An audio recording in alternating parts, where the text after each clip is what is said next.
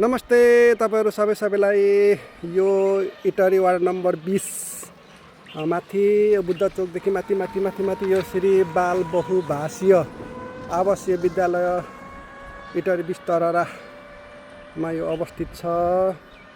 अनि यो मास्तिर तपाईहरुले देख्नु भएको यो खानेपानीको अफिस छ यहाँनिर एउटा।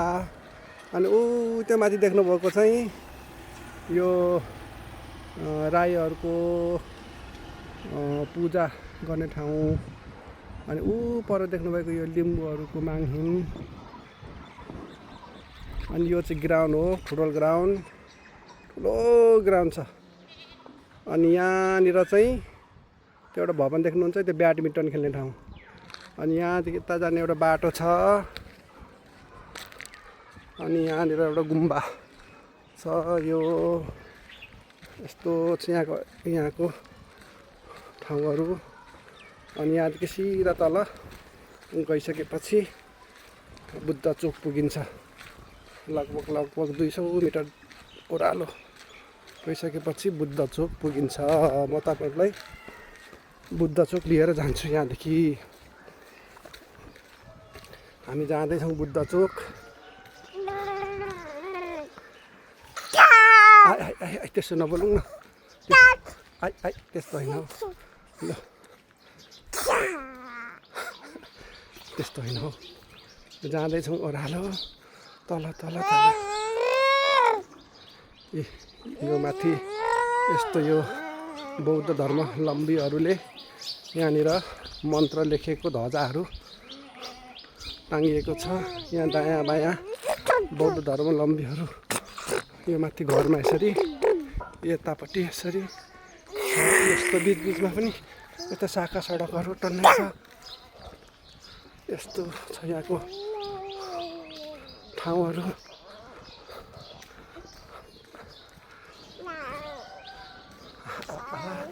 ल तल हामी बुद्ध चोक पुग्न आँट्यौँ है। अब ओह्रालो आया जाउँ जाउँ।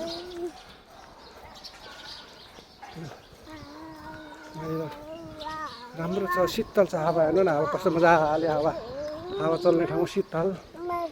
यो ठाउँ एकदम रमणीय शीतल छ है। राम्रो छ ठाउँ।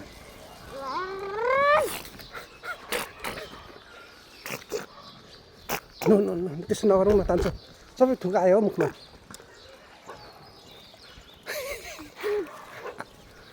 मुखमा थुक आयो। ओ त्यसो नगरौँ, त्यसो नगर न, नगर्नुहोस् तपाईँले त्यसो। ओहो लु मुखैभरि थुकै छु। लु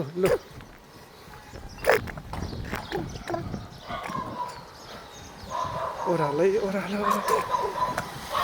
ओ गयो, बाइक गयो एउटा। शाखा बाटोहरू, यता पनि शाखा बाटो, कुकुर भुकिरहेको अवस्था।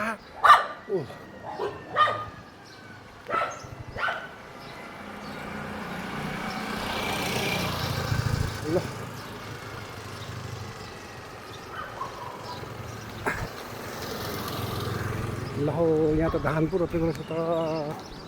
धान खेती यहाँ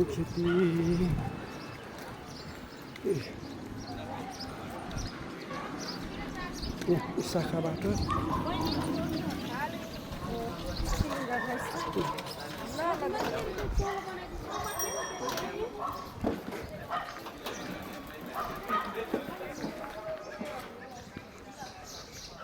अब हामी ठ्याक्क बुद्ध चोक पुग्न आँट्यौँ। तल देख्नु भएको छ त्यो स्ट्याच्यु, त्यो चाहिँ ठ्याक्कै बुद्ध चोक हो। अहिले हामी माथि ग्राउन्डबाट, जङ्गलको छेउमा एउटा ठुलो ग्राउन्डबाट बुद्ध चोक सिधा झर्दैछौँ। यो लगभग त्यहाँदेखि यहाँसम्म आइपुग्नलाई 200 मिटर जति छ। धेरै खासै टाढो छैन। पुरै बाटोभरि यो बुद्ध धर्मावलम्बीहरूको यो ध्वजा, यो मन्त्र लेखेको ध्वजा टाङ्गिएको छ। वरिपरि सबै घरहरूमा पनि यस्तै खालको छ। लु बुद्ध चोक आइपुग्यो है तान्छो। बुद्ध चोक।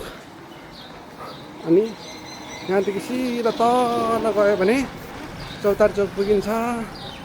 अनि यतापट्टि यो पूर्वपट्टिको बाटो सिधा गयो भने पर बजार हुँदै कोशी राजमार्ग इटहरी टु धरान जाने बाटो पुगिन्छ।